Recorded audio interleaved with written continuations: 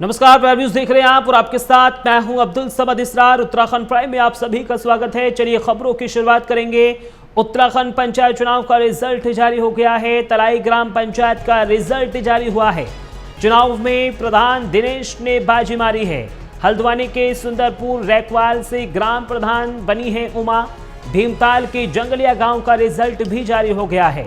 राधा कुलियाल तीसरी बार प्रधान बनी है। प्रधान पद पर बीजेपी समर्थक की जीत हुई है। तो उत्तराखंड में त्रिस्तरीय पंचायत चुनाव यानी 2025 के नतीजे शाम तक घोषित कर दिए जाएंगे। सुबह 8 बजे से राज्यों के 12 जिलों हरिद्वार को छोड़कर सभी जिलों में मतगणना शुरू हुई, जिसमें 32,580 प्रत्याशियों के भाग्य का फैसला हो रहा है, जिसको लेकर राज्य निर्वाचन आयोग ने नतीजों को पारदर्शी और सुचारू रूप से घोषित करने के लिए व्यापक तैयारियां की हैं। और इस खबर पर ज्यादा जानकारी के लिए मदन सिंह हमारे संवाददाता देहरादून से लाइव जुड़ गए हैं। मदन, क्या कुछ अपडेट? हाँ, समय देखिए, सुबह से मतगणना 8 बजे से जब शुरू हुई तो लगभग 9 बजे के आसपास जो प्रधान पद के लिए प्रत्याशी थे उनके जो है निर्णय आने शुरू हुए थे और लगभग अभी तक 1700 के आसपास प्रधान पदों के जो है निर्णय आ चुके हैं। और उसके साथ ही जो है जिला पंचायत के जो है उसमें केवल अभी 7 नतीजे सामने आए हैं, जिसमें कि कहीं ना कहीं कांग्रेस को बड़ा दिखाई दे रही है। हालांकि ये जो पंचायत चुनाव होते हैं ये किसी पार्टी बेस नहीं होते, ये आपसी संबंधों पर जुड़े हुए चुनाव होते हैं, लेकिन इसके बावजूद भी कहीं ना कहीं पार्टी की मोहर तो लगी ही होती है।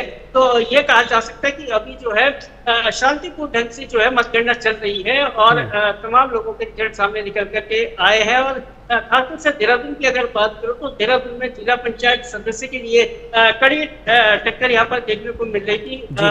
बास्तिल जो सीट है वो हॉट सीट बनी हुई थी, क्योंकि कांग्रेस के पूर्व प्रदेश अध्यक्ष और वर्तमान में चक्राता के विधायक उनके बेटे जो अभिषेक वहां से चुनाव लड़े थे और उनके जिला पंचायत अध्यक्ष बनने की भी संभावना जताई जा रही थी। वो अच्छी वोटों से यहाँ पर विजय सिंह को हासिल हुई है, तो वो एक हॉट सीट बनी हुई थी जिसको लेकर चर्चाएं जोरों पर थी। वहीं अब मधु चौहान जो कि निवर्तमान अध्यक्ष है वो उनका रिजल्ट आना अभी बाकी, उसका भी इंतजार किया जा रहा है।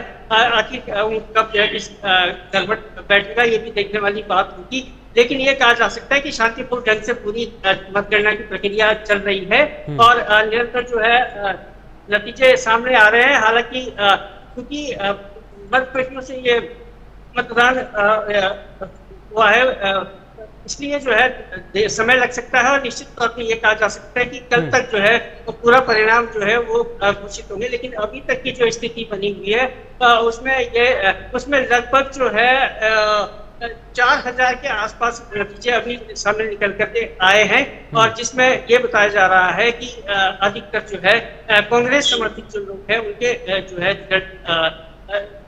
अभी सामने निकल करके आए हैं और ये कहा जा सकता है कि कांग्रेस का परिणाम कहीं ना कहीं बिल्कुल मदन, ये तो देखने वाली बात होगी कि जब पूरा मतदान जो है वो क्लियर हो जाएगा, यानी मतगणना जब जारी होगी तो उसमें देखना होगा कि आखिर कौन सी पार्टी ने वर्चस्व यहाँ पर कायम किया। लेकिन मैं आपसे समझना चाहूँगा, शुरुआती रुझानों में क्या आपको लग रहा है कौन सी पार्टी का पलड़ा भारी है अभी? देखिए समाज अभी बहुत जल्दबाजी होगी अगर किसी भी पार्टी को ज्यादा तवज्जो अगर देंगे अभी, लेकिन क्योंकि अभी आधे के परिणाम आए और कुछ लोगों की काउंटिंग अभी चल रही है तो ये कहना उचित नहीं होगा। लेकिन जिस तरीके के परिणाम जो अभी सामने निकल करके आए उसमें ये चीज सामने निकल करके आए कि कहीं ना कहीं कांग्रेस के जो कांग्रेसी समर्थित जो प्रत्याशी है उनकी संख्या अधिक बताई जा रही है। तो पहला जो पड़ाव है वो कांग्रेस के पक्ष में जाता हुआ दिखाई दे रहा है।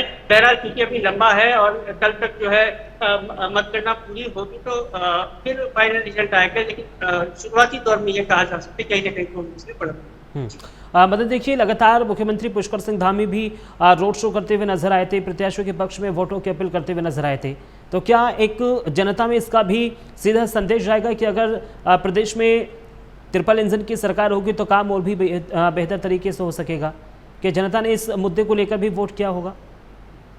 हाँ, निश्चित तौर पे उत्तराखंड में जो है बीजेपी की सरकार है और तमाम कोशिशें भी की गई है। भाजपा ने जो है लगभग 1 महीने पहले से पूरी तैयारियां की थी और जगह जगह चुनाव प्रचार भी किया गया, तमाम रैलियां भी आयोजित की गई और ये उम्मीद भी की जा रही है कि मुख्यमंत्री पुष्कर सिंह धामी ने स्वयं जो है कई जगह रैलियां करी। उसके साथ ही जो प्रदेश अध्यक्ष नरेंद्र भट्ट वो जगह जगह गए, गांव-गांव जाकर जो है प्रचार प्रसार किया। तो निश्चित तौर पे ये उम्मीद की जा सकती है कि परिणाम फाइनल जो परिणाम आएंगे उसमें कहीं ना कहीं भाजपा बढ़त बना सकती है। लेकिन शुरुआती दौर के जो अभी हमारे सामने अभी जो रिजल्ट आया है वो कहीं ना कहीं कांग्रेस के पक्ष में दिखाई दे रहा है। हालांकि अभी बहुत लंबा ये कार्यक्रम चल रहा है और जैसे कि मैंने बताया कि कल तक जो है अंतिम जो है निर्णय वो निकल करके सामने आया। खासतौर पर जो जिला पंचायत सदस्य है उसका बड़ा इसमें महत्व रहता है, क्योंकि इसके बिल्कुल अध्यक्ष इसके जब बनते हैं तो उसके बाद जो है कहीं ना कहीं परिस्थितियां विकट होती है, तमाम जो है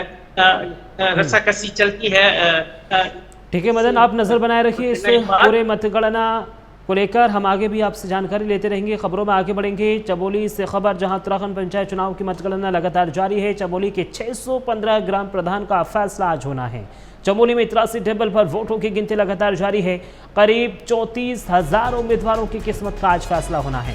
सीसीटीवी की निगरानी में वोटों की गिनती लगातार की जा रही है। चमोली के 615 ग्राम प्रधान का आज फैसला होना है। मतगणना स्थलों पर उम्मीदवार और समर्थकों की भारी भीड़ जुटी हुई है। तो चमोली जोशीमठ विकास खंड में प्रधान का पहला रुझान भी सामने आ गया है। भरकी गांव से चंद्र मोहन पवार ने जीत हासिल की है।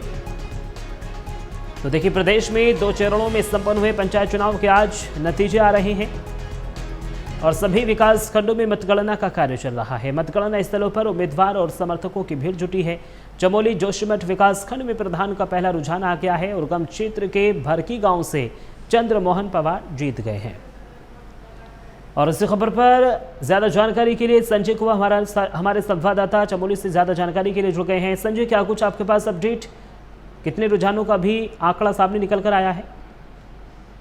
खंड जो चमोली जनपद के है, यहाँ पे लगभग 83 टेबलों में अभी सुबह 8 बजे से मतगणना का कार्य चल रहा है और अभी दूसरे चरण की आखिरी जो मिनट की जो मतगणना है वो कार्य पूरा होना है। अगर ज्योतिर्मठ विकास खंड की बात की जाए तो यहाँ पे अभी तक 13 ग्राम प्रधान के जो चुनाव थे उनके जो उन्हें विजेता उनको घोषणा कर दी गई है। साथ ही 3 क्षेत्र पंचायत सदस्य की भी विजय की घोषणा कर दी। हालांकि जिला पंचायत सदस्य की सीट पे अभी मतगणना जारी है, क्योंकि 2 जिला पंचायत सदस्यों के वार्ड का चुनाव होना है और लगभग 58 गांव सीमांत के गांव के जो मतपत्रों की गणना होनी, तो लिहाजा ये मतगणना का कार्य देर रात तक चलने की उम्मीद है। हालांकि जो उम्मीदवार अभी विजय घोषित हुए हैं उनको आरओ द्वारा जो है प्रमाण पत्र दिया जा रहा है और जब वो गेट से बाहर निकल रहे हैं तो अपने जो समर्थक है उनके समर्थक उनको ढोल नगाड़ों के साथ जो है खुशी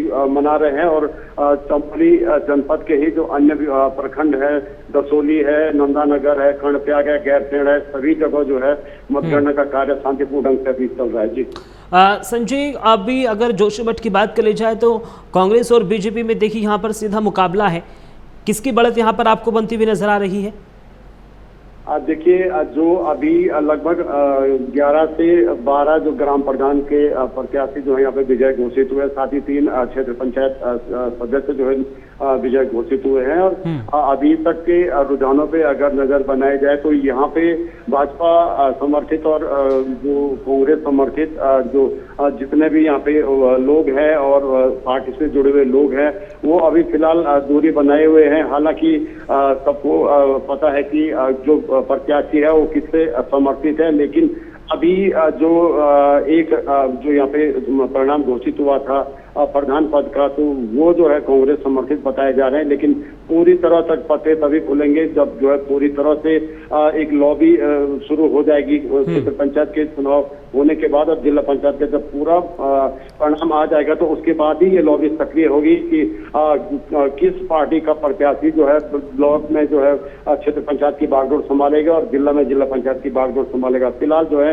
अभी सब दूरी बनाए हुए हैं, अभी विजेता जो है अपने समर्थकों के साथ जश्न मना रहे हैं। जी संजय, राज्य से कुछ छिटपुट घटनाएं भी सामने आई, ऐसी कोई खबर आपके पास? जोशीमठ के कई हिस्सों में कोई ऐसी अप्रिय घटना तो नहीं घटी है? शांतिपूर्ण तरीके से मतगणना जारी है? देखिए, सुबह 8 बजे से शांतिपूर्ण ढंग से मतदान चल रहा है। यहाँ पे ऑब्जर्वर यहाँ पे मौजूद है, चुनाव आयोग के प्रेक्षक मौजूद है और आरओ यहाँ पे मौजूद है। साथ ही पुलिस की पूरी व्यवस्था यहाँ पे की गई है, चौपे चौपे पे पुलिस मौजूद है। शांतिपूर्ण ढंग से जो है सीमांत में अभी जो मतगणना का कार्य चल रहा है। जी ठीक है, बहुत बहुत शुक्रिया संजय, तमाम जानकारी हमारे साथ साझा करने के लिए। नज़र बनाए रखिए, हम आगे भी आपसे अपडेट लेते रहेंगे। चलिए अब खबरों में आगे बढ़ेंगे। चमोली से खबर, जहां गोठेड़ा से मोनिका देवी प्रधान बनी हैं। कागा ग्राम सभा से मनवीर सिंह जीत हासिल कर चुके हैं। किमनी गांव से दिनेश रतूड़ी ने जीत हासिल की है। गरुड़ गांव में से केदार देवराड़ी प्रधान निर्वाचित हुई हैं। कुरान से गीता देवी, पारथा से मीना देवी जीती हैं। देखिए, घुमर से मंजू देवी प्रधान पद पर विजय हासिल की है। लगातार एक के बाद एक जो अब रुझान हैं वो सामने आ रहे हैं। चमोली की अगर बात कर ली जाए तो गोठेड़ा से मोनिका देवी ने जीत हासिल की है। कगड़ा ग्राम सभा से मनवर सिंह ने अपनी जीत हासिल की है। किमनी गांव से दिनेश रतूड़ी की जीत हुई है। गरुड़ गांव से केदार देवराठी और प्रधान वो निर्वाचित हुए हैं। कुरान से अगर बात कर ली जाए तो कुरान से गीता देवी, पारथा से मीना देवी ने जीत हासिल की है। गोमर से मंजू देवी प्रधान पद पर जीत हासिल कर चुके हैं। चलिए खबरों में आगे बढ़ेंगे। त्रिस्तरीय पंचायत चुनाव में 10,915 पदों के लिए मतपेटियों में बंद 34,151 प्रत्याशियों के भाग्य का पिटारा खुल गया है। इसके लिए विकास खंडों में अलग अलग सुबह 8 बजे से मतगणना जारी है। इससे पहले सभी यानी जो तैयारियां हैं वो पूरी कर ली गई थी। गौरतलब है कि पौड़ी जनपद में 1,166 ग्राम पंचायतें हैं। 975 ग्राम प्रधान, 346 क्षेत्र पंचायत सदस्य और 38 जिला पंचायत सदस्य पद पर चुनाव हुए हैं। मतगणना के लिए 15 विकास खंडों में 180 टेबल लगाई गई हैं, जहां पर लगातार मतगणना का काम जारी है।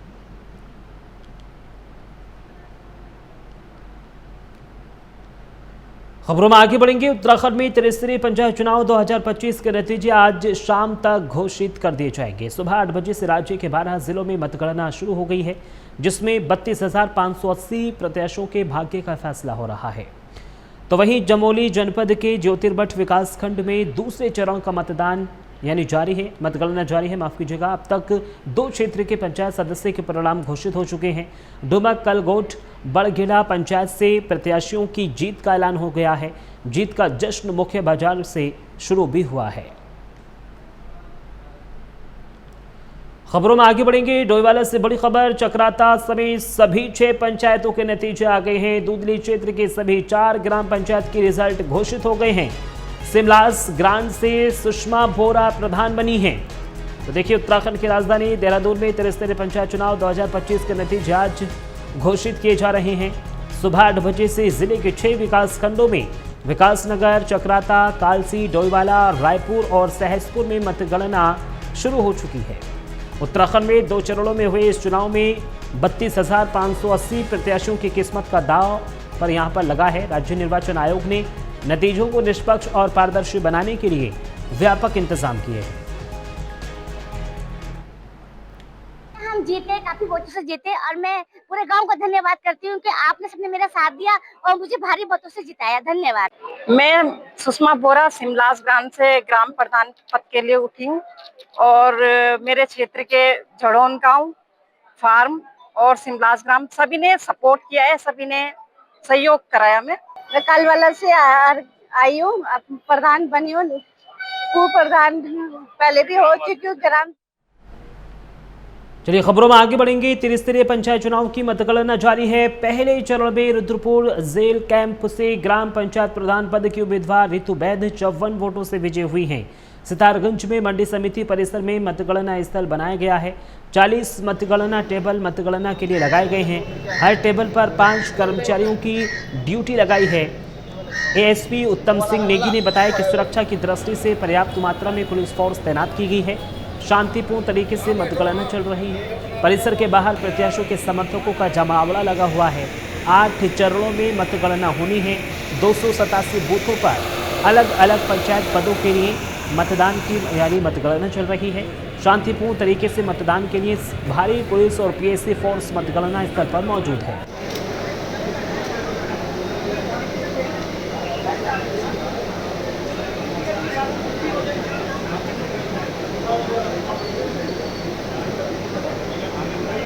ये स्थिति पूरी तरीके से सामान्य है और बहुत सुचारू तरीके से प्रक्रिया शुरू हुई है। लगभग 287 बूथों की आज जो है मतगणना का यहाँ पे चल रहा है, जिसमें 40 बीडीसी मेंबर हैं और लगभग 7 जिला पंचायत की सीटें हैं। सुरक्षा व्यवस्था पूरी अच्छे से लगी हुई है। मेन गेट पे भी हमारी ड्यूटीज़ हैं, जिनको पास हैं ड्यूटी पास या एजेंट के पास होती है और उनको अलाउ किया जा रहा है। और जो जिस राउंड का एजेंट है, फर्स्ट राउंड के लिए फर्स्ट राउंड का एजेंट और सेकंड राउंड में सेकंड राउंड के एजेंट को अलाउ किया जाएगा। मीडिया गैलरी भी बनी हुई है, सबका एक डिफाइंड है कि किसको कहाँ तक जाना है, तो सुरक्षा व्यवस्था पर्याप्त है। मैं रूपपुर ग्राम सभा से जीता हूँ और सभी माताओं बहनों को मेरा नमस्कार है। सभी ने मुझे अनमोल वोट देकर विजय बनाया, 54 वोटों से विजय। त्रिस्तरीय पंचायत चुनाव में 10,915 पदों के लिए मतपेटियों में बंद 34,151 प्रत्याशियों के भाग्य का पिटारा खुल गया है। इसके लिए विकास खंडों में सुबह 8 बजे से मतगणना जारी है। तो वहीं जसपुर में त्रिस्तरीय पंचायत चुनाव के पहले राउंड की मतगणना पूरी हो गई है, जिसमें 7 ग्राम प्रधान और 2 बीडीसी के परिणाम घोषित हो चुके हैं। तो वहीं दूसरी ओर दूसरे राउंड की वोट गिनती की शुरुआत भी हो चुकी है, जिससे अगले परिणामों का इंतजार बढ़ गया है।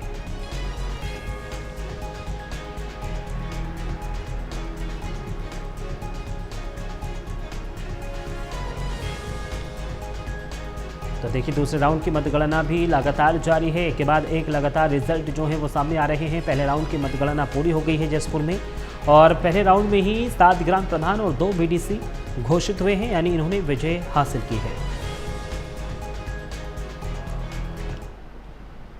खबरों में आगे बढ़ेंगे। देहरादून से खबर, जहां ऑपरेशन कालनेमी के तहत पुलिस की बड़ी कार्रवाई, 10 फर्जी बाबाओं को पुलिस ने गिरफ्तार किया है।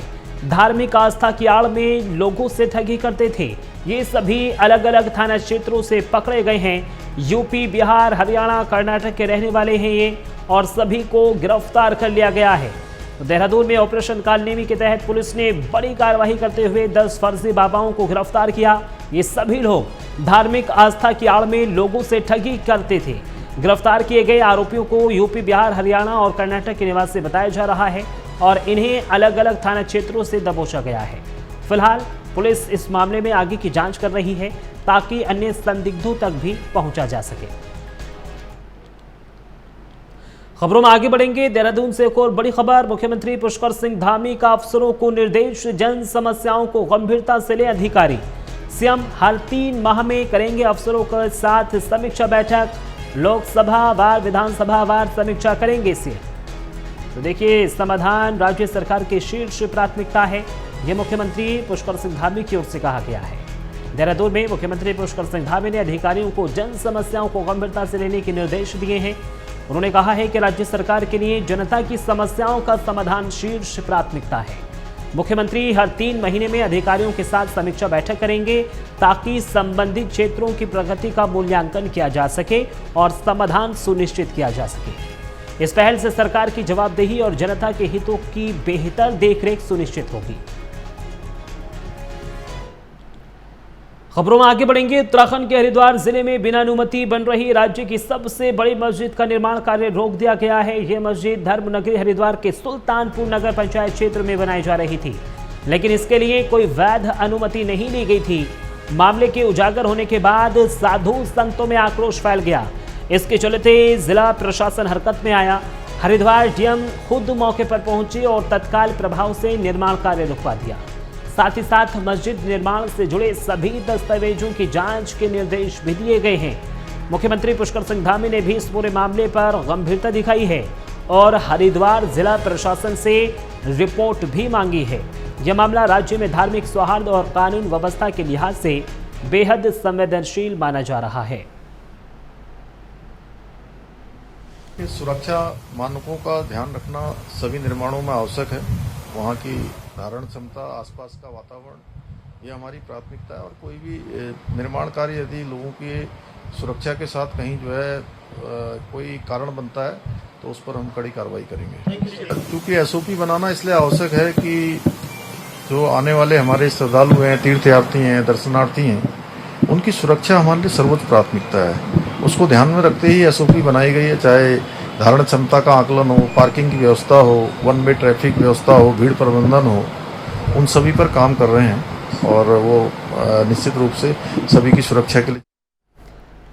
देहरादून में बारिश का कहर लगातार जारी है। केदारनाथ मार्ग पर 70 मीटर रास्ता बहा गया है। देहरादून में भारी बारिश से सड़कें जलमग्न हो गई हैं।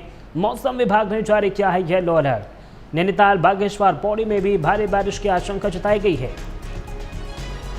तो देखिए, बारिश के बाद पानी जमा होने से डेंगू और मलेरिया जैसी बीमारियों का भी खतरा बढ़ जाता है। नगर निगम के CMHO डॉक्टर अविनाश खन्ना ने बताया कि गमलों सहित अन्य जगहों पर जमा पानी पर नगर निगम की टीमें लगातार निगरानी रख रही हैं। उन्होंने कहा है कि लार्वा नष्ट करने वाली दवा का भी लगातार छिड़काव किया जा रहा है। फॉगिंग अभियान हर वार्ड में चलाया जा रहा है। लगातार मॉनिटरिंग और प्रभावी कार्रवाई के चलते अभी तक मच्छरों से संबंधित कोई भी गंभीर समस्या नहीं आई है और स्थिति पूरी तरह से नियंत्रण में है।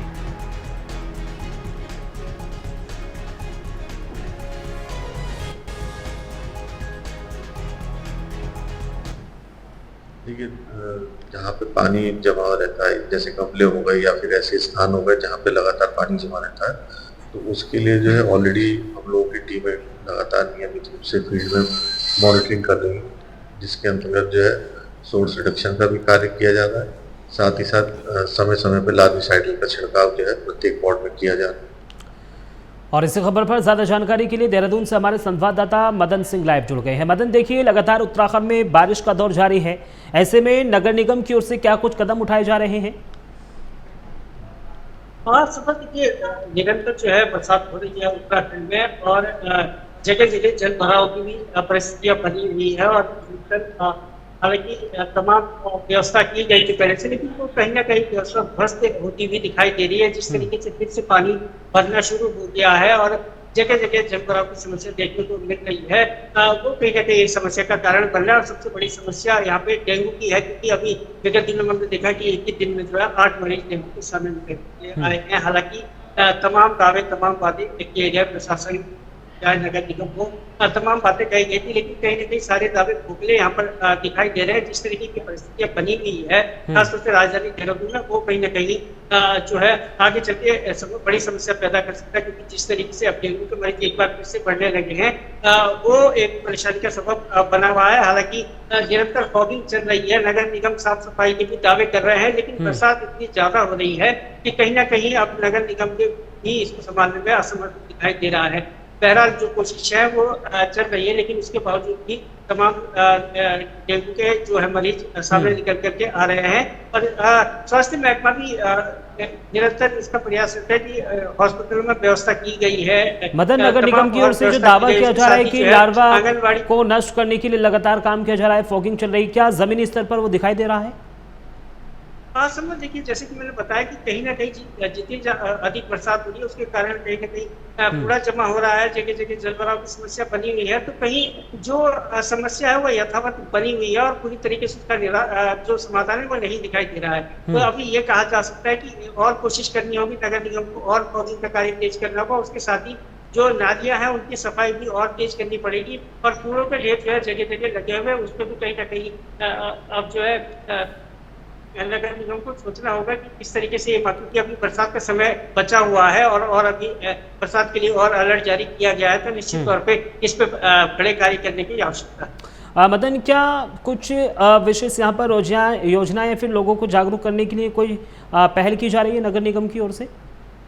हाँ, समझ देखिए, जब बरसात का सीजन शुरू हुआ था उस समय जो है तमाम दावे किए गए, तमाम वादे किए गए और लोगों को जागरूक करने के लिए भी प्रचार प्रसार किया गया, लेकिन प्रचार प्रसार वो कहीं ना कहीं धरातल पर दिखाई दिया नहीं। और जिस तरीके के वादे किए थे, दावे किए थे, वो भी कहीं ना कहीं धरातल पर नहीं दिखाई दे रहे, क्योंकि कूड़े के ढेर हो, चाहे सड़कों में गड्ढे हो या बारिश के कारण जो है सड़कों में जल भराव की समस्या हो, वहीं नदी नाले जो है उसके आसपास गंदगी की बात है, तो वो कहीं ना कहीं जो दावे किए गए थे वो खोखले दिखाई दे रहे हैं। क्योंकि निरंतर जो है डेंगू की समस्या बनी हुई है, डेंगू के मरीज सामने निकल करके आ रहे हैं, तो ये कहा जा सकता है कि जितने दावे, जितने वादे किए थे वो पूरी तरीके से जो है धरातल पर नहीं दिखाई। ठीक है, बहुत बहुत शुक्रिया मदन, तमाम जानकारी हमारे साथ साझा करने के लिए।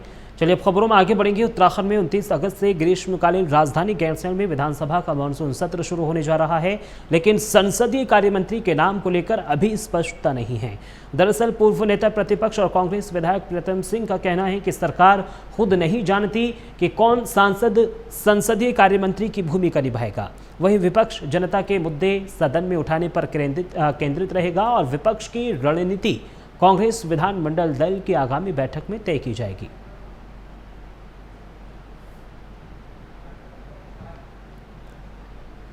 और फिलहाल उत्तराखंड प्राइम में सिर्फ इतना ही। देश और दुनिया की तमाम बड़ी खबरों के लिए आप बने रहिए प्राइम न्यूज़ के साथ। नमस्कार।